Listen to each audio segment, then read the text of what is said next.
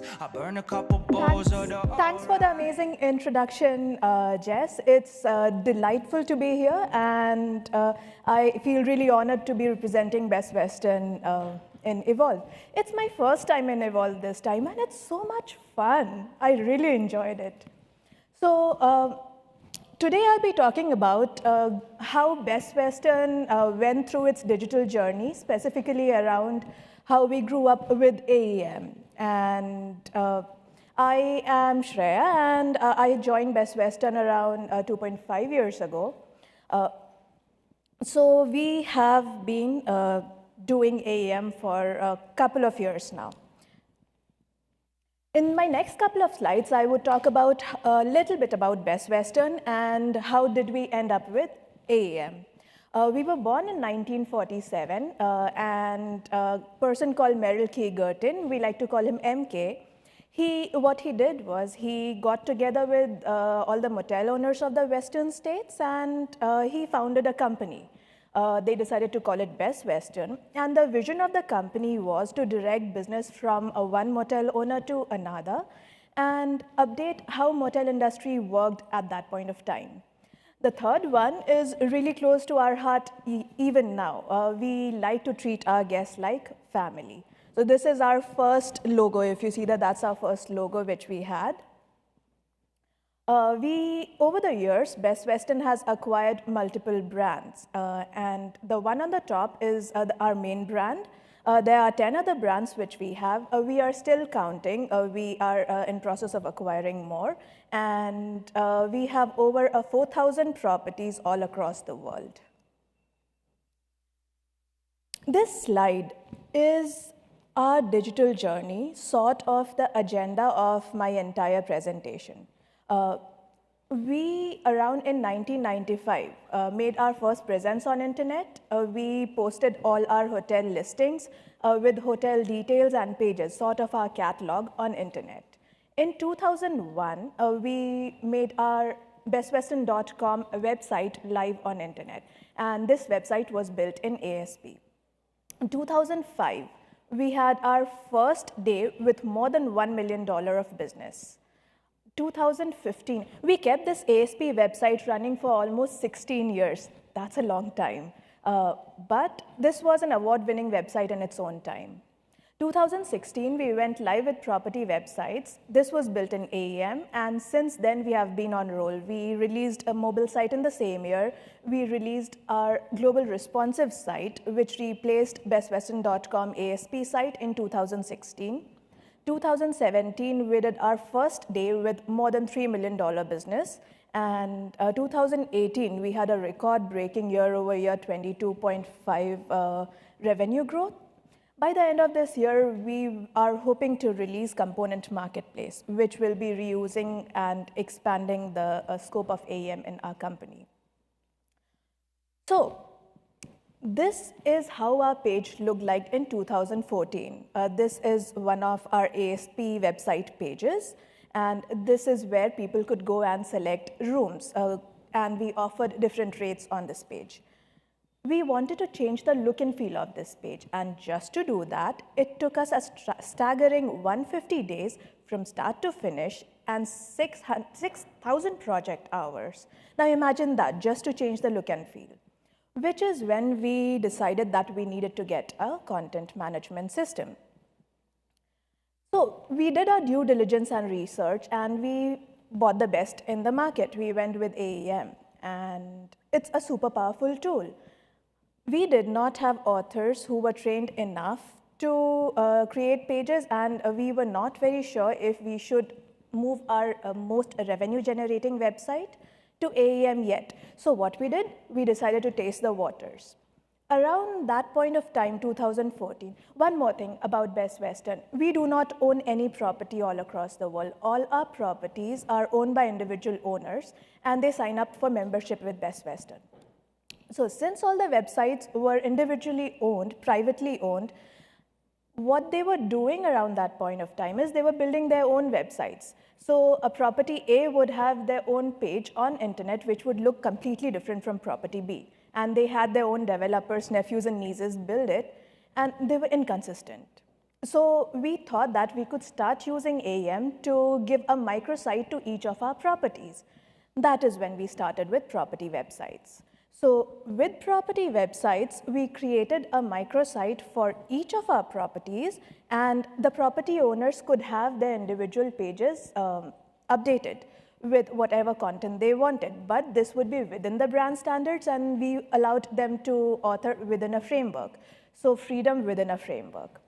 But these websites did not do any booking. For booking, they still landed on the ASP website. On your right-hand side, what you see is the MSM structure which we followed, multi-site management structure. It was fairly complex. So on the top was the master blueprint, which was a 6-page small website which would roll out into different brands. We had multiple brands, and these brands would act as blueprint for further down regions. A brand which is there in North America would have a little bit of different flavor than a brand which, the same brand in maybe Australia. We would run different promo, we would have summer, winter pictures. So we decided to keep brand over region. Brand would roll out to regions, and region would then roll out to properties. So the properties were the leaf nodes. Now, how did we achieve this?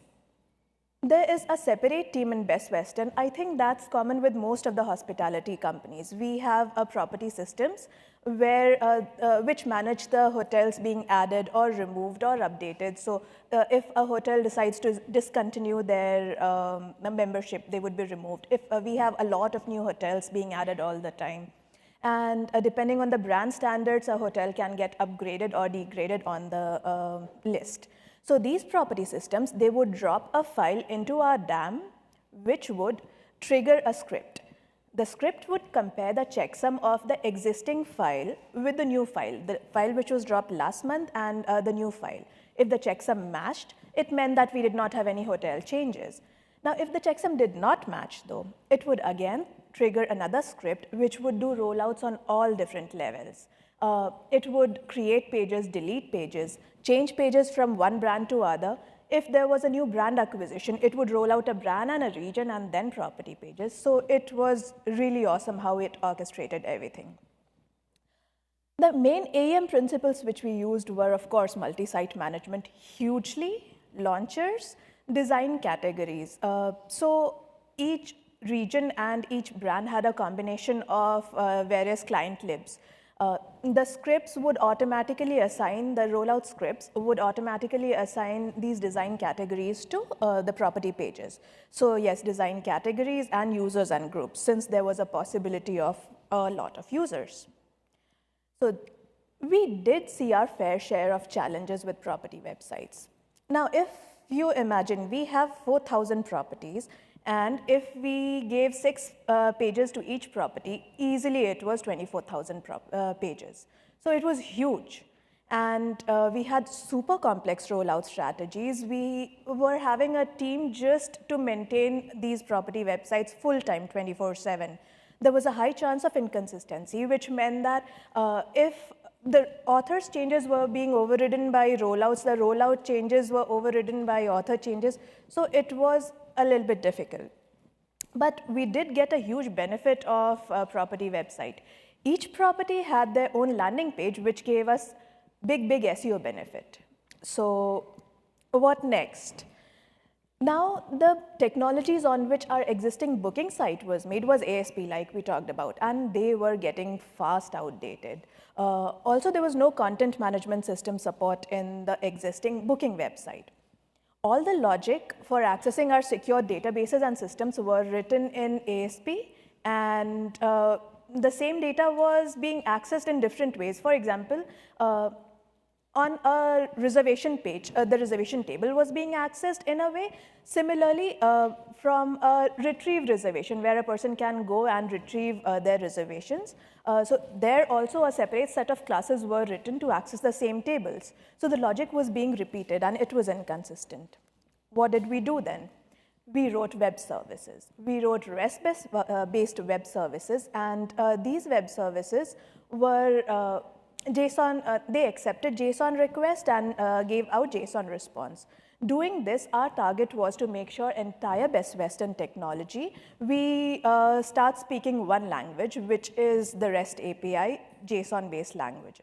So these responses were cacheable, and we also did a centralized API. We created a wiki for our web services. Anybody, any application which wanted to use the web services could go and refer the wiki, send the request in that format, and get the response. What happened after this was we achieved a standard way to access all our sensitive systems, were definitely secure, and since the response were JSON, it was cacheable. It made our systems really fast. So now that we had tasted the waters of AEM, we had a super awesome backend. We needed some client to consume the backend. So we decided to build mobile site. Around in 2014-15, we were seeing a pattern amongst the e-commerce users that they were moving over to doing a lot of transaction from smaller devices. Our existing ASP website was not responsive. So we were losing money on the table just because people could not book their websites on phone. So we thought that we would make a light website, a light mobile site, and we'll roll that out first. We'll expand this mobile site into desktop after we see some success. We had Akamai device detector around that time. So any request which would come into Best Western, depending on the originating device, would either be redirected to the desktop ASP website or the mobile site. Surprisingly, the moment we launched our mobile site, we saw huge rise in bookings. Not only that, this was the first application to be utilizing web services, and that too successfully. Nothing broke. And based on this, our trust in AEM became stronger. Like any application, we did see some challenges.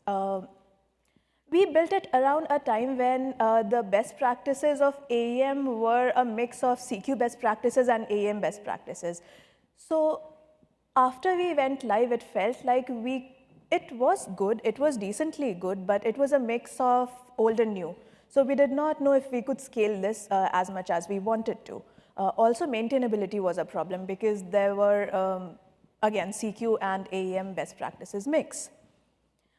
So we realized that it would be better to scratch the entire project and begin from a ground zero, which is when Project Paris was born.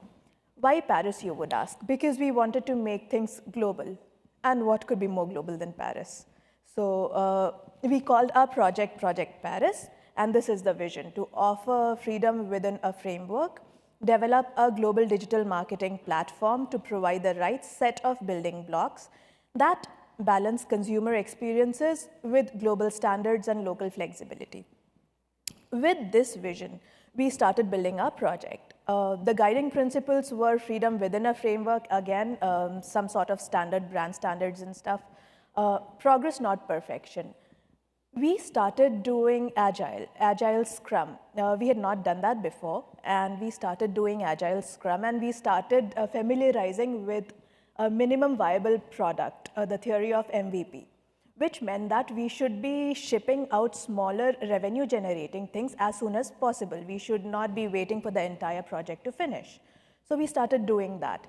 Global consistency and local relevancy, where we would have, again, the global standards, and you could do, our international authors could make their own changes. Vendor independence. When I say vendor independence, I go back to my first slide of rate display page from ASP website. This means that our authors should not be dependent on the vendors or the developers to make their changes. They should be able to roll out pages like in 5 minutes, whenever they want. And again, performance on revenue, performance on load time, performance on traffic, and all of that. The main focus of this was to reduce the friction which we see. The more friction the consumers will see on our website, the less conversion we'll get. So we tried to see things from consumers' point of view. We also tried not to make them think. This is really important. The more we make our consumers think, the more friction will be there, and the less chances of conversion will be there. So we tried not to make them think and not to make them repeat themselves.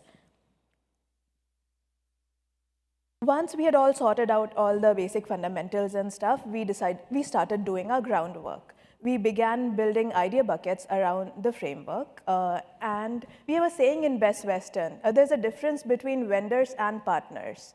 Vendors are the people who help you realize your dream, and partners are the people who see the dream with you.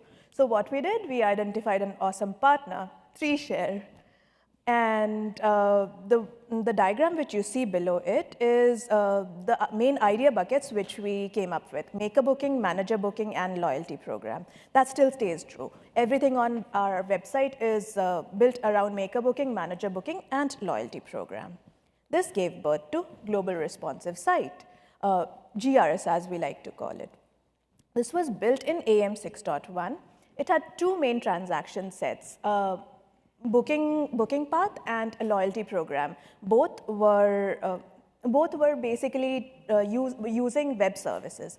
We decided to go live with 5 languages, even though we have various country sites in a lot many languages. We thought our MVP would be first 5 languages, eFix, and we went live with 5 languages. We tried to minimize the number of templates and components which we built. The less the number, the more usable they were and more functionality agnostic they were.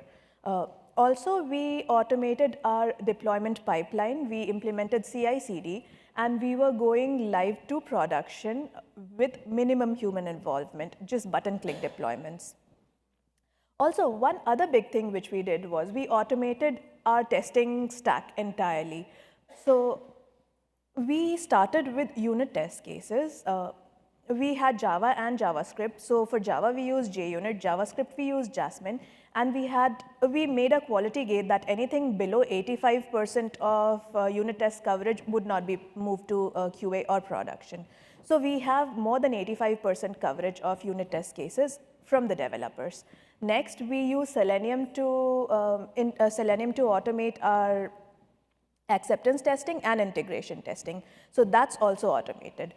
On the top of the triangle, what we have is some exploratory testing, which are manual testers too.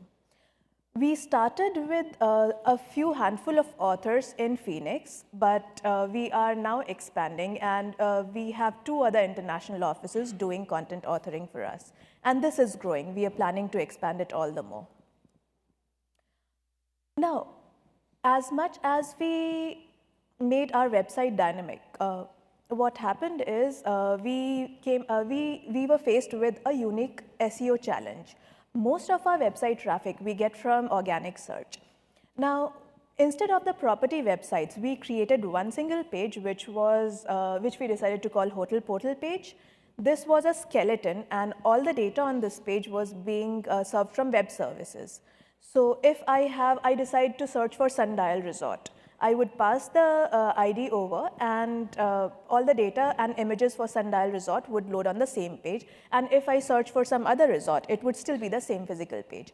Now, with 4,000 hotels, we had a problem of making sure that we have organic search and individual vanity URLs for this one page. So we decided to put a dispatcher rule and some JavaScript, which would create 4,000 vanity URLs for this one page. And we decided to create a dynamic sitemap to make sure Google crawls all of this 4,000 URLs, and this sitemap consumes a feed from the web services. This feed has a list of all hotels. It dynamically generates all the landing pages URLs, and for one physical page, we pretend to be a 4,000 URL sitemap. So that is how we got a huge boost on SEO and organic search. We also made sure that our authors are not able to publish pages without the meta tags, without the titles, and we had workflows to make sure that happens. Around the same time, we had our native apps, and we had this awesome AEM website which we're building. So we thought, why not maximize the use of AEM websites? So we converted our completely native app into a hybrid app, and we decided to make it consume the pages from AEM. This promoted consistency, and it was a huge return on investment. I could reduce the number of developers on my mobile apps team. October 4th, we went live with the website. The time to develop and market was just 10 months. Whenever we change a website from an existing UI to a completely brand new UI, there is a dip in user traffic and there is always a dip in revenue. So we were totally expecting it. But to our surprise, there was no dip in user traffic and there was no dip in revenue. We went live with 2,300 pages, and this website replaced the mobile site and the property websites. Since then, we have added more support for languages. We have done lots and lots of improvements for our reward members. We have added more rates for them. We have added device detection. So if a member logs in from multiple devices, we identify that person, even though the devices are different. So we have added device detection. We have added scalable brand addition. With Best Western acquiring a new brand almost 2 or 3 every year, we decided to put a module in our website where the authors could just go and drop a logo in our website and select the color for the brand, and there the brand was live on the website. So we added a scalable brand module. We did rate improvements, we did hotel search improvements, we did a lot of analytics and tracking improvement. We work with AEM, Telium, and analytics. And we have done a lot of tagging and enhanced analytic work after going live. We've also started doing A/B testing, and we are trying to modify our look and feel based on the results of our A/B testing. Last holidays, we upgraded to 6.3. I think we like doing upgrades around the holidays. We'll see what we do this year. So this is what we support today. We support over 10,000 pages. We have huge amount of assets. Our hotel assets sit with a third-party image service. All the marketing assets, they sit in DAM. We do Agile Scrum, and we release every 2 weeks to production. July, in fact, just last July was our highest revenue generating month ever in Best Western's history. And we have been doing strong on all performance metrics. We have a 22.5% gain year over year on revenue, 18.2% on bookings, and 15.1% on unique visitors. So AM is good for us, I guess. You would ask what team we need to support this. We have 3 UI UX HTML developers and UX designers. We have 3 architects.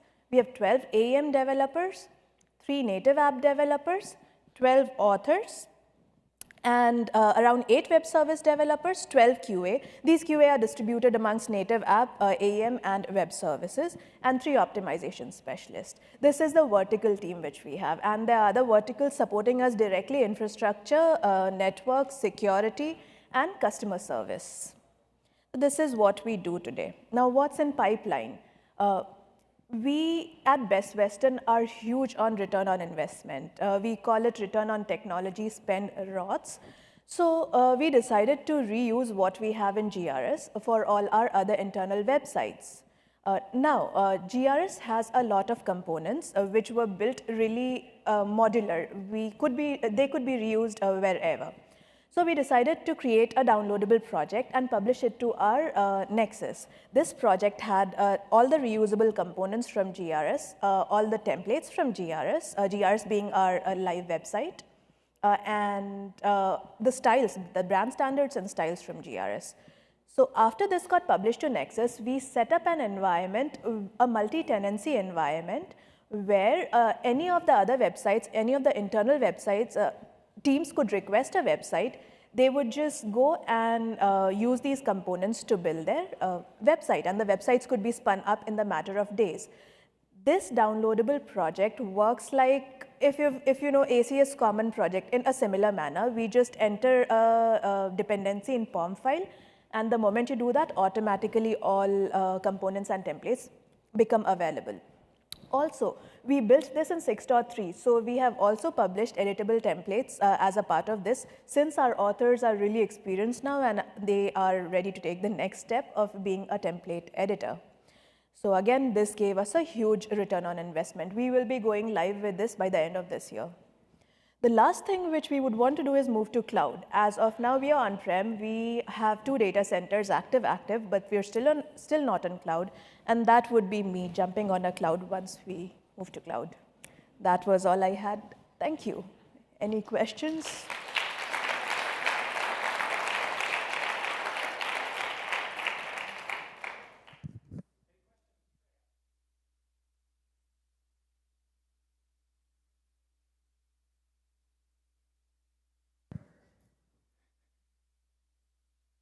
Thank you.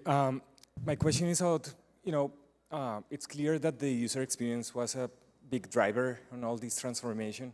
So can you tell us a little bit about the involvement of designers in this project? Did you have a clear idea at the beginning of, how this website was going to look like? Yeah. Yes. Do you want me to repeat the question? I'm sorry, do you mind repeating? Yeah, no, it's okay. Sorry. So, the user experience is definitely a big driver of this project. I can tell that. Can you tell us a little bit, what was the involvement of designers in this project? Did you have a clear idea at the beginning of how this was going to look like, or was it an iterative process? Oh yes, absolutely. So even before the project started, we had a separate sort of mini project running with the designers, and we also had some third-party companies help us with our e-commerce team, and they came up with all these mock-ups and style guides and stuff. So again, back to reducing the friction on the website. It was the idea which the designers, they came up with, and they tried to make sure that we have all the brand standards, we follow accessibility and stuff. So that was a mini project even before we started our development.